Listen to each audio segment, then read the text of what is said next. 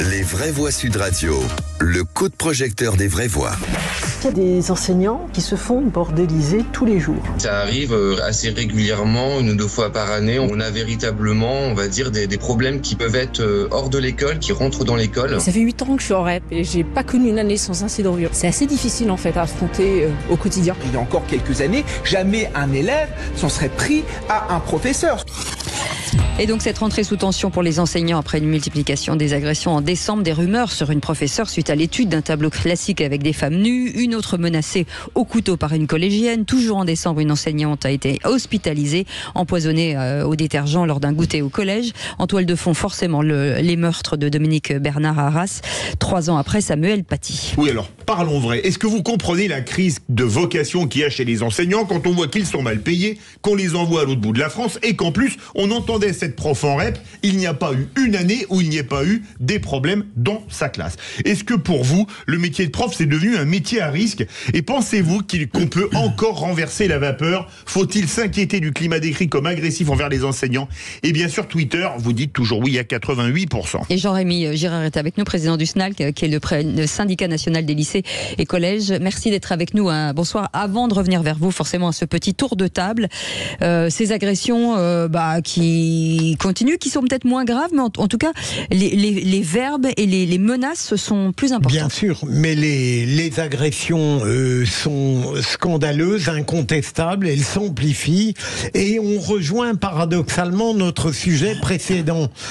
J'attends avec impatience l'avis du président, mais il est clair que un ministre de l'Éducation nationale, et pour l'instant Gabriel Attal, qui de mon point de vue a fait un sans faute depuis le mois de juillet 2023, n'a pas pu encore aborder vraiment de plein fouet le problème des violences et de l'irrespect à l'égard des enseignants et des professeurs. Il sera fondamental de savoir si c'est lui le Premier ministre, qui le remplacera, ou est-ce qu'on pourrait arriver dans une solution que notre excellent animateur tout à l'heure en off nous a suggérée. Après tout, ne pourrait-il pas tenir le poste de ministre et être Premier ministre? Il serait dommage que ces 5 mois, de mon point de vue presque impeccable, soient stoppés net parce qu'une autre personnalité ne ferait pas forcément le même travail avec la même qualité. Jean-Michel Fauvergue. Oui, on est, et personne ne peut le contester, sur une crise de l'autorité, et tout ce qui représente autorité est battu en brèche, les policiers d'un côté, les enseignants de l'autre. Je dirais... les facteurs, les pompiers, oui, tout le monde. Tout, Ouais. Mais je voulais comparer les deux parce que je voulais dire que, étant ancien policier, bien sûr que c'est grave de s'en prendre à un policier, etc. Mais on est sur de la conséquence, tandis que s'en prendre à un enseignant, c'est à la fois s'en prendre à son autorité, mais c'est aussi s'en prendre au savoir qu'il est en train de nous donner, et donc on ne peut construire rien. Et l'enseignant est là pour bâtir quelque chose d'important qui empêchera ensuite à la personne à qui il a donné l'enseignement de se rebeller contre le policier. Vous voyez ce que je veux dire? C'est-à-dire que dans cette continuité-là, c'est dès le départ et au niveau de des enseignants qu'il faut réagir fermement sur tout ce qu'on... Vous êtes enseignant ou personnel de l'éducation nationale, vous voulez témoigner, le 0826 300 300. Mickaël Sadoun. C'est intéressant ce que vient de dire Jean-Michel. C'est vrai que l'autorité du prof, c'est la première autorité de l'État à laquelle on est confronté dans sa vie. Et c'est assez inquiétant quand on voit que 40% des professeurs se sont déjà censurés en cours. Ça monte à plus de 50% dans les ZEP, donc c'est très important. Après, encore une fois, je veux pas évidemment... désespéré Biancourt, mais on parle de ça depuis 20 ans, c'est-à-dire que c'est bien documenté dans le rapport Stasi de 2003, dans le rapport Aubin de 2004, sur toutes les questions en plus. Le vêtement religieux, le refus de certains enseignements, l'absentéisme à l'école, la montée de l'antisémitisme, qui est même documenté depuis les années 90 dans des milieux de Seine-Saint-Denis. Évidemment, à l'époque, c'était vu comme des théories d'extrême droite, même si Bernard Stasi était quelqu'un d'éminemment reconnu par tout le monde. Mais voilà, on a perdu quand même beaucoup de temps sur ce terrain-là. Aujourd'hui, évidemment, il y a une volonté politique de la part de Gabriel Attal, mais je vais encore une fois me répéter, vous voyez comme quoi il y a beaucoup de pédagogie et de répétition dans cette émission. Il faut maintenant que ces idées et cette autorité infusent dans toute une administration. C'est-à-dire que l'éducation nationale, c'est la deuxième plus grosse administration du monde entier en nombre de fonctionnaires. Donc, en plus, avec une qualité de l'enseignement qui s'est légèrement dégradée, un niveau de salaire qui n'est pas bon et qui n'attire plus nécessairement les mêmes profils qu'avant, une étude de la Fondation Jean Jaurès se rendait par exemple compte que les jeunes professeurs avaient une conception de la laïcité beaucoup plus large, beaucoup plus woke, beaucoup plus élastique, beaucoup plus libérale que leurs aînés. Donc c'est toute une culture qui maintenant doit infuser. Voilà, donc ça pose aussi derrière évidemment la question de la formation des professeurs. Il y a eu un scandale ce week-end avec l'INSPE qui utilise l'écriture inclusive. Donc vous voyez, pour former des professeurs, c'est pas exactement ça. Et évidemment la question des salaires, réattirer les talents dans l'éducation nationale. On va voir notre invité Jean-Rémy Girard, qui est président de donc ce syndicat national des lycées et des collèges. Est-ce qu'on peut parler véritablement d'une dégradation du climat scolaire aujourd'hui ? Ah oui, on peut clairement parler d'une dégradation du climat scolaire et à tous les niveaux, au lycée, au collège, aussi à l'école primaire. Effectivement, on a des signaux objectifs. On a les enquêtes du ministère. Nous, au SNALC, on a fait notre propre enquête au mois de novembre dernier auprès de l'ensemble des collègues.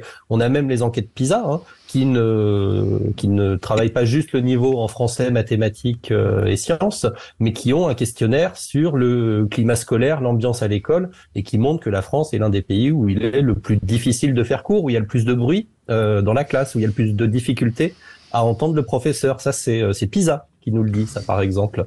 Donc, effectivement, le climat scolaire, il est tendu, et on a pu voir avant les vacances de Noël, c'est souvent les périodes juste avant les périodes de vacances qui sont les semaines les plus compliquées, et on a eu effectivement une période en décembre qui a été très très difficile. Ça commence à quel âge à peu près ? À quel âge l'enfant devient un peu plus turbulent aujourd'hui ? Rassurez-nous, ça commence pas en maternelle quand même.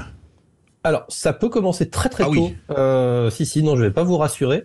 Ça peut commencer extrêmement tôt, dans le sens où on demande de plus en plus à l'école d'assurer aussi les missions de familles qui n'y arrivent pas, et de faire l'éducation pleine et entière des enfants.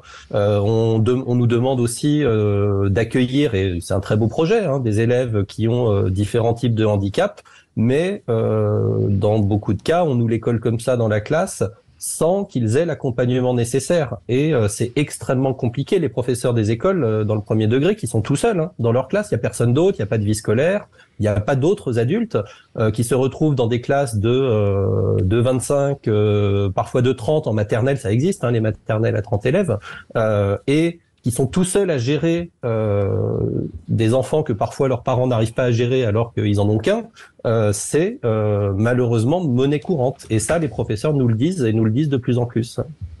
Philippe Bilger. Est-ce que, Monsieur le Président, est-ce que l'un des problèmes de l'école, et qui rejoint notre interrogation sur le manque, les violences et l'autorité, c'est le fait qu'il y a énormément de forces centrifuges qui s'exercent au détriment de l'école dans sa substance essentielle.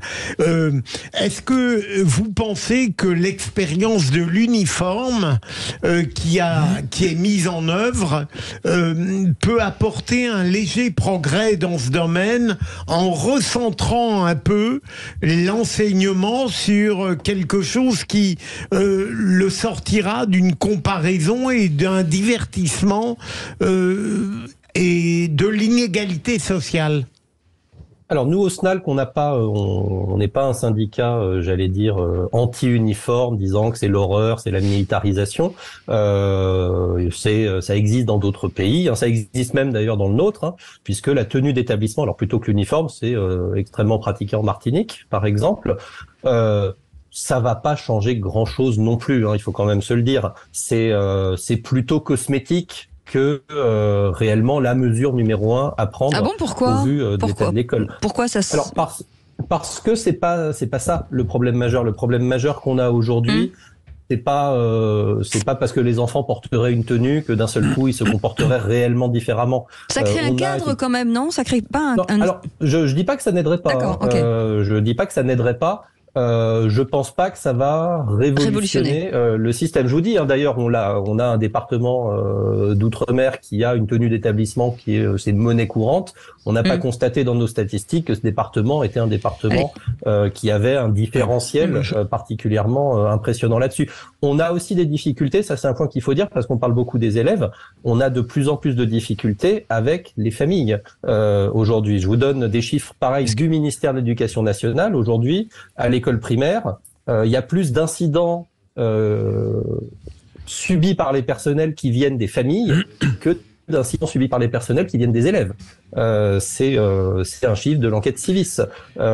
C'est un point aussi très très important, c'est-à-dire que nous encore, on peut essayer de travailler notre autorité vis-à-vis des élèves, mettre des punitions, des sanctions, etc., des conseils de discipline, tout ce qu'on voudra, mais les familles, on n'a aucun levier. Nous, professeurs, même les chefs d'établissement n'ont pas de levier, encore moins les directeurs d'école. Avant de donner la parole à Jean-Michel Fauvergue, forcément, on a envie de vous poser cette question sur l'éventuelle arrivée de Gabriel Attal en tant que Premier ministre. Est-ce que pour vous, c'est une mauvaise nouvelle de perdre Gabriel Attal en tant que patron d'éducation nationale? Vous le regretteriez ?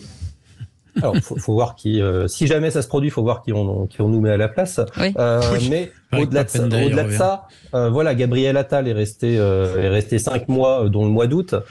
Donc, on peut pas encore dire qu'il est réellement un bilan. Il avait lancé beaucoup de choses. On peut parler au présent. Des choses avec lesquelles vous êtes d'accord? Il y a des choses avec lesquelles on est d'accord. Le fait que la décision de redoublement soit prise par les personnels et pas par les parents, ça c'est quelque chose avec quoi on est d'accord. Le fait que on ne puisse pas passer directement en classe de seconde si on n'a pas son brevet et qu'il faille faire une année de préparation au lycée, ça c'est quelque chose avec quoi on est d'accord. Maintenant, voilà, il y avait beaucoup de projets, il y avait beaucoup d'idées.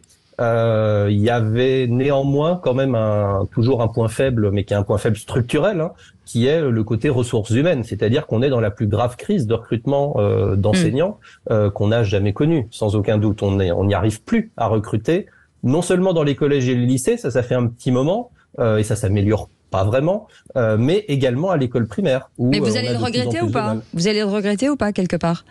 Alors, en tous les cas, c'était quelqu'un qui savait mener du dialogue social. Il veut pas dire oui ou non. Alors, écoutez, moi je suis indépendant des partis politiques, je vais pas vous dire du bien du mal comme ça. Non, ce que je vais vous dire, c'est qu'on l'avait rencontré, on avait eu une audience, le SNALC, avec lui juste avant les vacances de Noël. Oui. C'est quelqu'un qui écoutait, c'est quelqu'un qui prenait le temps aussi. C'est je l'ai probablement plus vu Gabriel Attal en 5 mois que même Jean-Michel Blanquer en 5 ans, je pense. Ah oui.